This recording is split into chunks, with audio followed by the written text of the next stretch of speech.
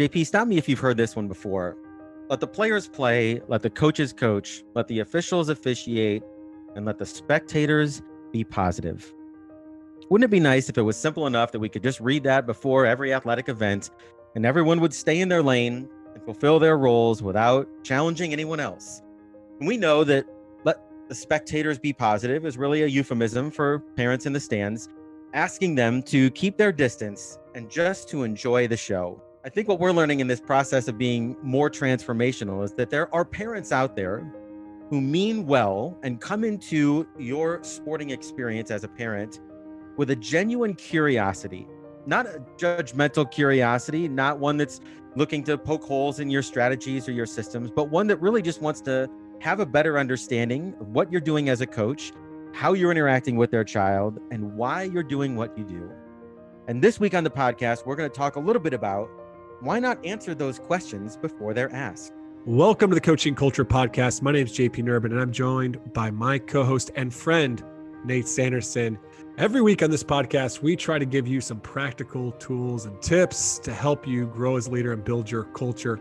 If you'd like to learn more about how we serve coaches or get some free resources to build your culture, head on over to thriveonchallenge.com. This week on the podcast, we're going to wrap up our conversation about how to engage parents in our programs. And this week, we're going to talk about the issue of transparency with a couple of the coaches in our mentorship program who have found a way to draw back the curtain and be able to share much more proactively than I know I've done in the past, JP, about the kind of culture that they're trying to build, about their systems and strategies, and about how they can engage parents to gain some valuable feedback to help their programs grow. So our first guest today is Shawn Keating, who coaches boys basketball at St. Peter's High School in Minnesota. And I've had the fortune of working with Shawn for 3 years in the mentorship program. And he was really clever. He took something that I think most of us as coaches view as an inconvenience, and he turned it into something that was a positive tool for reinforcing his culture. He transformed the weekly parent email, that email that every coach feels obligated to send out to parents to communicate what's going on. Well, he's taken that and he's done a complete 180 on that. And it has been very powerful in developing and building his culture. So Shawn, most coaches have that email that goes out to parents every week or every month, kind of giving them the information that they need to make sure that their players are where they need to be when they need them. But you took a little bit different approach to this parent emails, thinking you could just start by just telling a little bit about what you do that's different than the normal parent email that coaches send. For me, it was a great way to start planning my week as well and to communicate to parents effectively. And so I think putting in the normal schedule things and the times was obviously important, because sometimes those channels of communication between the player and their parent aren't always on the same page. But then I just kind of opportunity to use it to communicate to the parents about our program, our culture, what we're doing, and try to give them some insights to things that they don't see because they're not at practice every day. Why was that so important that you started to give them a little bit of insights into the culture aspect, though? For us, that's become the most important thing about what we're trying to do. Is we're trying to help young men, reach the potential for who they can be as people, along with basketball players. And because that's our focus, I think it's important for parents to understand what we're doing and why we're doing it. And that word transparency, I think, is really important. And you want parents to be along for the ride with you.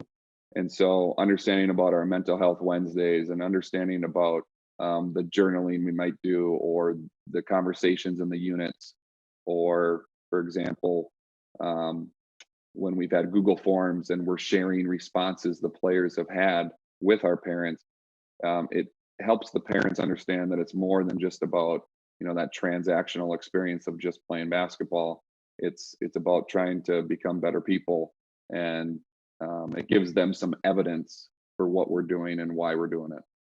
So before we kind of jump into some of the ways that those things that you're doing have positively impacted the culture, because I definitely know that they have, how are you structuring this email? Obviously, you've included, like you said, the details of what's going on that week, but how are you kind of structuring the email to really kind of pull back the curtain on your program?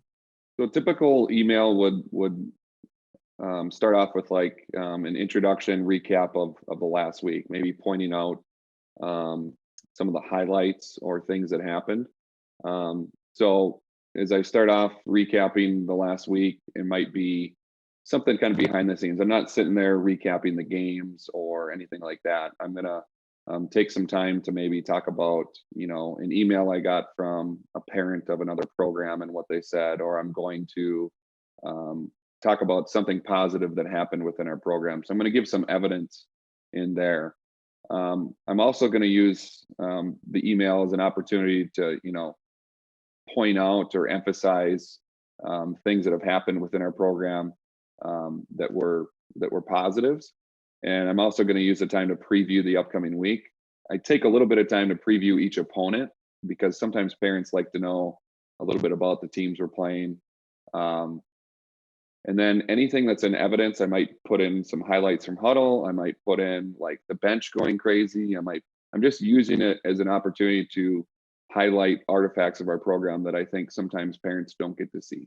There's so many great things about what you're talking about there. One is you're providing affirmation, like, of their son's effort or how they handle themselves, because, and it's not just affirmation coming from you, but you're, like you said, you're sharing comments that you've heard from other communities. And I love that you keep using that word evidence, and that you're really driving home the specific behaviors. I see so often coaches, they're going to talk about the evidence on when it comes to the scoreboard and the box score. Who was the big score, who got the award here.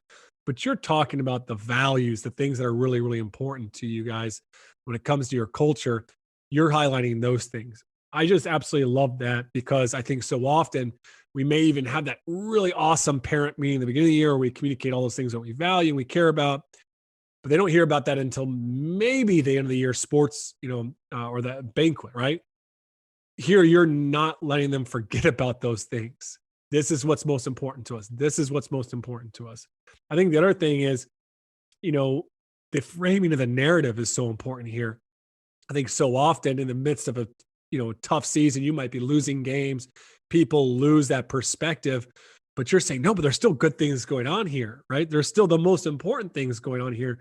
I love that aspect, as well as just even that transparency on the scouting report. I don't, there's so many times where I think people maybe even have expectations to beat a certain opponent because they're 4-5, but they may have played, and lost to 5 of the best teams in the state, and I've seen your email. So I know you're able to give some of those insights like, oh, this is they've played a tough schedule, and you're trying to even manage some of the crazy parent expectations that sometimes can create problems in your program, right? Like sometimes the old school method was to kind of pull yourself as a head coach away from the parents and try to kind of build that wall and say, I'm going to coach and you're going to, cheer on your kid. And that's about the end of it. But obviously with what you've been doing with transformational leadership, we understand that we're trying to get parents to come along for the ride. And I've had a lot of parents tell me that they really just appreciated the communication each week. And my wife doesn't always love that every Sunday morning I take, an hour or two to pen this out. But once I have that out of the way, it makes me allow my Sunday with the family be much, just more relaxed, because I know we have our schedule mapped out. We've got this sent out, parent communication, and parents really, really appreciate that detailed of an email. A lot of parents tell me how much they look forward to it. And I've had parents, the reason I added the scouting report is a parent said, I'd kind of like to know what we're getting into each night. And when you pull back the curtain and you're allowing them to see every aspect of your program, I think it actually builds more trust with your parents. I think trying to just, again, build that trust and build that walk of parents coming along the ride of the season with you, and not always to feel that, like, if you see a parent in the hallway, you can't greet them, you can't say hello. I think just building more of that rapport with your parents and making them feel a part of it and along the ride has had a lot of benefits to our program. It doesn't mean that we're perfect in any way, shape, or form, but I think it's started the process, and I think if we keep doing it year after year, it's only going to get better. Well, one of the things that I think I need to point out about your emails is that you put a bit of yourself within that email. And what I mean by that is I think sometimes I look at some of the coaches that I work with and I see their emails to parents and it's like a robot is on the other side. Like it's just like, whoa, like it's just very much factual. Whereas I feel like your personality, your sense of humor, your passion, for the kids, your passion for coaching, like it comes out within the email. Your personality comes through that email. And I think that humanizes you more. Personally, this is my opinion on this, but is like as you humanize yourself more, it's a little bit harder for parents on the other side to fire off something back of like, well, why the heck are we having team meal at this time way before the game? Like they're not as quick to criticize sometimes, and they're a little bit more quick to just to kind of be understanding. So that's something I see that you do is really, really well. I think again, it's really important because you're right on it. It humanizes you, and sometimes over email, the one thing I have learned is sometimes things aren't always translated perfectly. So maybe sometimes you're trying to make a little joke and things might come off a different way. So you do have to be a little bit careful about what you're putting in there. But I think it's just really, really great because the parents, the kids get to see, maybe they get themselves highlighted in there, maybe something, and it just builds that communication with them. And I also love when a parent then asks them, hey, I saw you did this thing on Tuesday about journaling, about your responses to mistakes. I think it just promotes that conversation at home too. And so I've just seen nothing but positives out of it. And I think that's where it's like 1 hour of your time on a Sunday, the return on the investment, I think is really hard to calculate.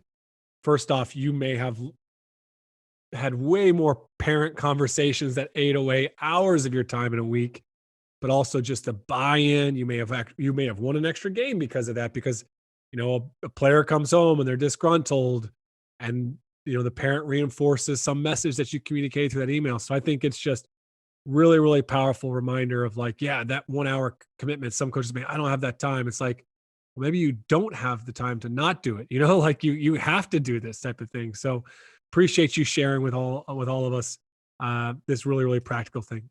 One more thing I would add is that I also like make sure to blind CC like our superintendent, our AD, our principal. Maybe you have alumni in your program that want to just keep tabs on it. Maybe you have people that just really love coming to your games. And so I've built that email list on over the years. And again, I think it's great for people if they get that email. I have parents that their kids have graduated years ago, but they're like, hey, keep me on the list because I want to know what's going on in the program. And so I think you can build it up that way too. And a lot of people just appreciate it. I send it, my parents are on there, my brother, and just different people that want to know what's going on in your program. So I think you can build up that email list, and it's a great way to promote your program. Now, Shawn took that parent email and he used that to highlight the good that's going on in the program. Now, our next guest is Nick Pocius, who's a high school basketball coach, also from Minnesota. And he decided to pull back the curtain on an area of his program that few coaches feel they need to pull back. And that is the tactical side of the game. And he offered his parents a presentation where he would go through the X's and O's of their offensive system, because there was a lot of questions being asked around why we run this system. Now, here's Nick sharing a little bit about that parent meeting.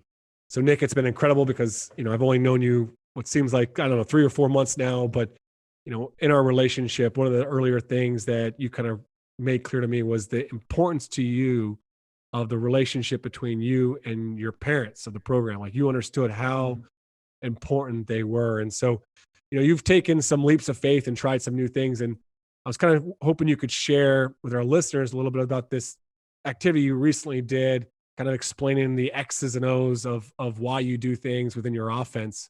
Sure. So before we started our summer programming, I just had a sign up for all our activities, and some of the sign up was for parents to participate in some gatherings, and one of them was an X's and O's session where any parent that wanted to participate would come to a classroom, and we would sit down and go over the X's and O's of our offense and discuss our defense and all of our strategies. And so what we did is all the parents came in, and it exactly was that. We kind of did a little intro, introduced ourselves to each other. Well, they knew me, but they introduced themselves to each other if they didn't know each other. And I literally went down and did like a blackboard session with the parents of, or a whiteboard session with the parents, I should say, with all of our X's and O's, why we do it, gave common terminology, answered questions that they may have had from the past, and just had a really good dialogue. It ended up, we scheduled an hour, and it ended up lasting about an hour and a half. So I think it went really well. I mean, we went into all kinds of details, but that's kind of a summary of the activity we did together. Well, I think what's really cool there is, first off, I've never heard of a parent meeting going over that people enjoyed.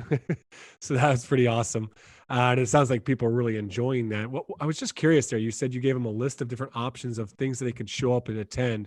What were some of those other options that you gave them as far as things that they could attend throughout the year? It was the X's and O's meeting that we already had, and then we have another one coming up about the culture of our program. And we're going to be doing that at the end of the month, where we kind of sit down as a group, me, myself, and any parents that are able to participate, and just talk about the culture and what visions that we share for the young men that we, their sons, and they're the sons that I coach. And looking forward to that dialogue as well.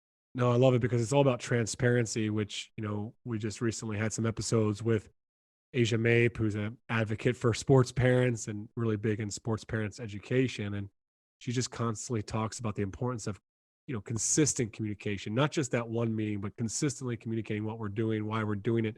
And you pulled back the curtain on X's and O's, which I think a lot of coaches feel like that's not, the parents shouldn't get involved in that. They shouldn't need to know. So why did you do this? Like, what was the big driver behind that?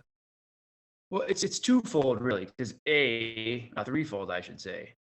I believe in transparency too. I think when you take down those roadblocks and those barriers, it opens the opportunity to communicate, and opens, it takes some of the guesswork out, because if any parents were guessing anything, well, now they have, whether they agree or disagree, they have the answer. B, it was because at the end of our last completed season, I did a parent survey, as a lot of coaches do, and one of the questions I had on there was about what we do differently, or what questions do they have, and a lot of the questions were around misunderstanding the offense that we run. And so I took that, and I was like, well, this is a great opportunity to sit down and just hash it out with each other. And three, I think it's really good to have the common language and an understanding of what we're doing. I mean, it helps their sons, when they can go home and be like, well, I know what coach was saying when you were saying you didn't do the top cut. It's a language that we use in our program, and the parents are aware of it and the kids are aware of it. And then we're all kind of on the same page together. And like I said, whether they, because I kind of, when I did this meeting together, one thing you and I talked about, JP, was like, just acknowledge the fact there are a lot of offenses that work out there, and this is the one that we like for us, and this is why. And we went down that list, and I acknowledged that with them, and they agreed. They're like, they loved hearing that, because they understand, like, this is the one you like, and this is what works for our kids, and our kids like it, and we now understand it even more too. And it really had opened a lot of doors for really good communication and conversation that I don't think we would have had if we didn't have this opportunity. So one of the biggest things that I loved about that, Nick, is that, you got feedback from the parents, which most of the time we as coaches just kind of cringe and just kind of freeze up on and then get defensive. But you said you saw it as a great opportunity. Whereas other people see it as a problem, you've seen it as an opportunity to not only to really build into these relationships with the parents, but to get buy-in so that they can support the things that you're trying to teach these players, and I think there's just so much benefit from that. So already, you only did this recently, but if I'm right, you've already seen some positive effects. So how do you feel like it's already positively impacting the program? Well, I think just we do some summer competitions, as a lot of programs do, and in one of our recent tournaments where we performed fairly well and ran our system really well. A lot of the parents were very aware, that attended the session, were very aware of what we were doing. And it was great. Like in between games or after the tournament was done, we had conversations. A couple of parents mentioned like, hey, I saw that and I saw that. And I don't think we would have been able to have those obviously we wouldn't have been able to have those conversations about basketball or about the offense that we're doing without this opportunity. Why they came to the session when we had the session was because there's never been anything like this before. and some of them were not very basketball savvy at all, and they just wanted to be part of it to just kind of learn more. And some that were basketball savvy really did want to get into the nitty gritty of it. So it was a really good combination of people there. And I think they felt whether they, you know, learn more about the offense or not. I think if anything, they got to know me better, and they got to see that I'm willing to kind of extend my hand out there, and I want to do whatever I can to help our players be successful. And so, and that, I think the parents are integral part of that. JP, one thing I love from what Nick shared there, and we've had other coaches kind of experiment with something in the gym with their parents, whether it's an offensive walkthrough or it's a meeting where they're showing them some film, is that we know, and we hear this all the time, that coaches get so frustrated when a player goes home, and on the car ride home or at the dinner table, they get some instruction, or they get, parents encouraging them to shoot the ball more. They got to do this or they got to do that. That doesn't fit their system. It's not the role that's been assigned to that player. And it's easy for us to just, again, read the mantra and say, let the coaches coach and let the spectators be positive. But we could also take another step, as Nick has kind of described for us there, and just open up the playbook a little bit to share, what do we expect from your son and how does that fit into the overall scheme? And I love how he did that with his program. Now, our last guest is Billy Armstrong, who is the head boys basketball coach at Bergen Catholic in New Jersey. And Billy has taken a pretty drastic approach to pulling back the curtain on his program, because he's pulled back the curtain and he's welcomed the parents in to have conversations with him about their frustrations, and even at one stage to bring them in at the end of the year to come in and talk about what are some of their frustrations and where they want to see the program grow and where they want to see some changes being made. So, Billy, you have a really drastically different approach when it comes to communication with parents in your program. It's something that I absolutely love and really admire about you, because it's been tested, honestly, through some difficult moments in your season. So, what's your approach to parent communication, and specifically like the hot topic of playing time? So the very first thing is that I tell them up front that I do speak and talk about playing time. So, and I know maybe sometimes that's different, because I've heard a lot of coaches that don't want to speak about playing time at all. But I tell them from the very beginning, from the door, that I do speak about playing time. It is the currency that we are, that we're operating in as coaches. So I guess that idea and that concept of going to a job and they don't want to tell you how much money you're going to make or what your salary is. So that's the currency we're dealing with. So we talk about playing time from the very beginning. I do lay out our playing time presentation ahead of time, and then so they know, who plays and why they play and how they can earn more playing time. And then I kind of leave it to where, we can have those conversations. I encourage them. But you also set some boundaries kind of around those conversations as well, right? Yeah. So the boundaries are key, and they just have to be communicated clearly. So, we do a lot of the simple stuff. The first one, the obvious one, is really just like the 24-hour rule that we've all heard. And it's not an easy thing. I do explain in our parent meeting to the parents that it's emotional. Games are emotional for everybody, for the coach, for the referees, for the players, for the parents. So it's just in everybody's best interest. Let's just take 24 hours as opposed to, coming right after a practice or right after a game or things like that. So we set that boundary. The other thing that we do is we do it face to face. That's really big. We're not going to have a conversation over the phone. I don't know if I'm just maybe old fashioned or old school. Body language and tone, I think, is so important in the communication. So I just want people to see my body language when I'm speaking with them. But the boundaries, the 24-hour rule, and then you have to send me an email to my school email address and request a meeting, and then I'll come back with you, very quickly with times. And then the other thing is and this might just be a little thing of mine, but we always do it a lot of times on a Sunday, and we do it when there's nobody around. And the reason why I do that is it just might be my own paranoia, but I just don't want other players seeing me have a parent meeting. I don't know. And it's just like sometimes they start making up stories, and it's like, well, you're talking to Johnny's parents, and now all of a sudden he's going to, he's going to get more playing time or whatever. So that's basically the boundaries. It's a 24-hour rule. We set up an email. We come in at a time when nobody's around, and then we sit down. And I tell them that it is it's not like a closed-ended meeting. Like, we can sit there and talk to, we're all blue in the face and stuff. So I have no problems with that. Yeah, and I think it also kind of ties back to another thing that you do. What I want you to kind of mention here is that end of the year town hall, because I think you invite the parents to come in and literally articulate any desired changes they'd like to see in the program. And that's all done in person, not through some Google form or through some email, Yeah. but you're empowering through them, you know? Can you tell a little bit about what that is? Yeah, I mean, it's pretty like simple. I mean, I call it like, town hall meeting. Like it's kind of like the head of the email that I send out. There's a lot of reasons why I do it. One is like I do want the feedback. I do want the feedback from the parents, and I want to give them an opportunity to kind of have an open forum. And we do set some boundaries with that too.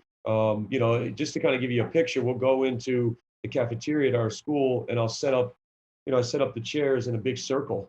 So we're all kind of sitting in a circle, and it's kind of like we're all in this together. And I guess I'm the guy in charge, so like let me get some feedback. I will tell you that with the feedback, like they're really hesitant to, and I almost have to like pry it out of them because it's easier sometimes to give feedback like when the guy you're giving feedback to is not around. But we have some real open and honest conversations, which is really good. So a town hall meeting, it's one of the most important things we do. I also understand that I think one of the basic human needs that human beings have is to feel significant. So I try to keep that in the front of my mind is that, and not make it disingenuine, like it's ingenuine, but that I want to make people in my program, the coaches, the players, most importantly, parents, I want them to feel important and significant. And even, some of the parents that have kids that might not play as much. So I did run this idea by my assistant coaches and my staff when I first thought of it, and they thought it was like the craziest thing that I would ever do. I guess they picture some kind of senator that just got back from DC and it's in this town hall meeting, and I'm the senator that's sitting up on stage just getting ripped or whatever. It hasn't been that, but it's really been valuable to me. The other thing that's so important for me is I guess I always stick to that mantra that my players don't always do what I ask them to do, but they always model my behavior. So I want to kind of set this tone that like, yeah, the guy in charge is learning. The guy in charge wants to get better. The guy in charge wants feedback. So I want that to be not just for my players, but for my parents and everybody involved with my program that I'm constantly trying to get better every day. Because I'm not going to do something and ask my players to do something that I'm not requiring of myself. Well, one of the big things that we always recommend for coaches to do is like Google Forms at the end of the year, like get feedback. It's like that feedback's information that can help you make better decisions as a coach. You do a really nice job of it by like making it personal. And I love the idea of the circle because the circle connects people and it says like, hey, we're almost all in this story together to create a great experience for our sons, and I think that really starts to create community and connection.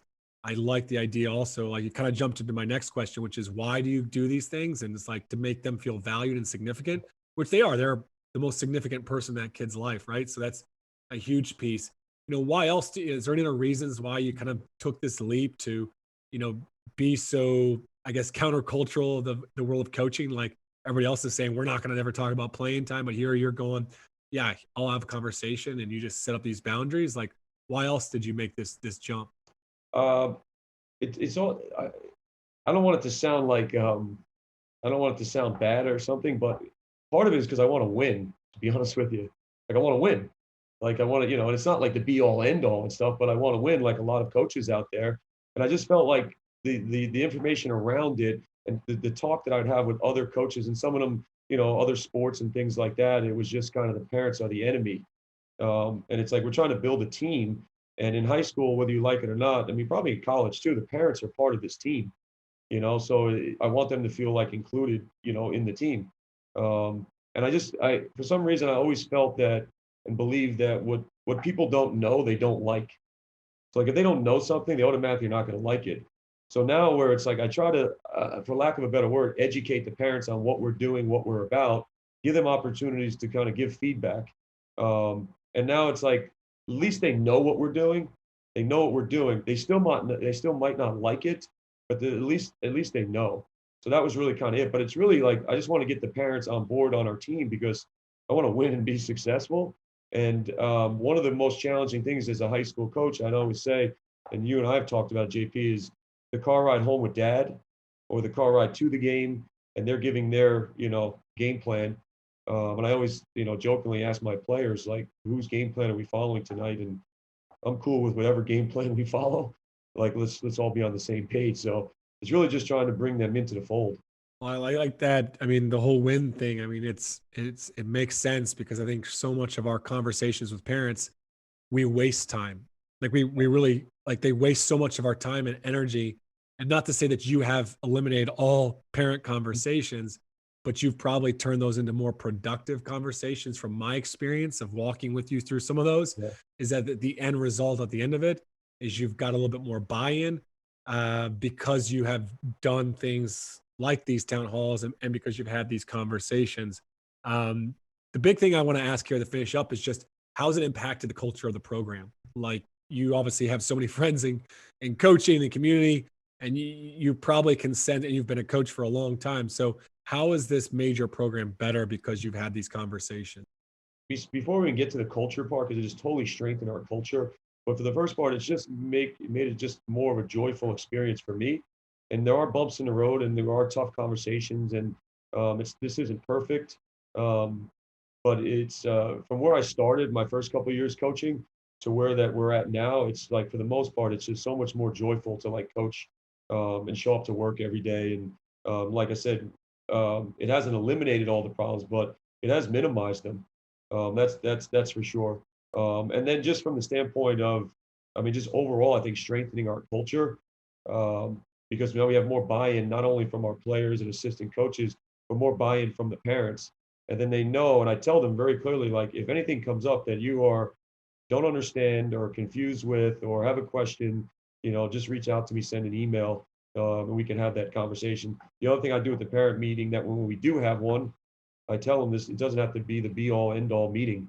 Like we could have a few. The only time I pull things back and change things, and I tell the parents it's up front, if it starts to become the point where like we're just having multiple parent meetings talking about the same thing, and it's taking me away from accomplishing my job and taking me away from my players, then we kind of change it. So, so it's really made it more joyful for me and just strengthened our culture tremendously. There is one thing that I just wanted to add, JP, if it's okay, because it's really, really a big thing that I think often goes overlooked, is that if you do have a parent meeting and you decide to do that, one of the things I do the very next day is I get to the player of the parents that I met with. And this happened just through experience or whatever, because I had two twins that were on my team, and their parents were always requesting, playing time meetings, basically. And they were two great kids. One didn't play very much. One was our backup point guard. And the one thing that I think sometimes you don't realize, and the parents don't realize, when you go talk to the coach, the kids feel awkward. And because I think sometimes it's like they don't know how the coach is going to react. Like, we wouldn't be in coaching if we took things out on kids because of the way the parents reacted. We never take things out on kids because of the way the parents, but I want to make sure my players know that. That's one thing. And then the other thing is I just want to go and have a quick conversation with them to let them know and understand that it's okay and that we are on the same team here. And one of the things I always tell them in a joking way is that the relationship I have with my players will always be more important than the one that I have with the parents. So the relationship I have with my players is really important. So I just get them right after, like the next day, whenever we have practice, and I have that brief conversation just to get them. I don't want them to feel uncomfortable or awkward, or the coach doesn't like me now because mom and dad spoke to him, because the kid knows that his parents spoke to the coach. So for those that are, I guess maybe considering, hey, I'm going to have some parent meetings about playing time, make sure you get to the kid the next day so that he stays comfortable and there's no awkwardness and elephant in the room. JP, as we're wrapping up our series here, I know as you've heard different examples of things that coaches can do, it can seem like a lot of work. You can look at your schedule and wonder, where am I going to fit another night in with parents or find a time to do this? And I would just encourage coaches, it doesn't have to look like what you've heard on this podcast, but it is worthwhile to find a way to connect with parents, to encourage them to connect with each other, and even for your players to connect with parents that aren't their own in some kind of a setting that has nothing to do with playing time and team assignments and all the potential conflicts that could unfold during the season, just to create some of those connections and build that community. And what we hope is a special experience for everyone involved. Now, if you're looking for some other ideas, some other activities to do with your parents and even your players, I'd encourage you to check out the CoachTube course, the Playing Time System, that you can get at thriveonchallenge.com. This course outlines from start to finish how to address that issue of playing time, not just with your players, but with the parents, and to do it in a way that you're really providing a lot of transparency and creating more buy-in to player roles. You can save 10% off that course by using the coupon code CoachingCulture. Thanks for listening to today's episode. If you haven't already, head on over to thriveonchallenge.com, And be sure to subscribe to our weekly newsletter where you can get the notes to each and every episode of the podcast.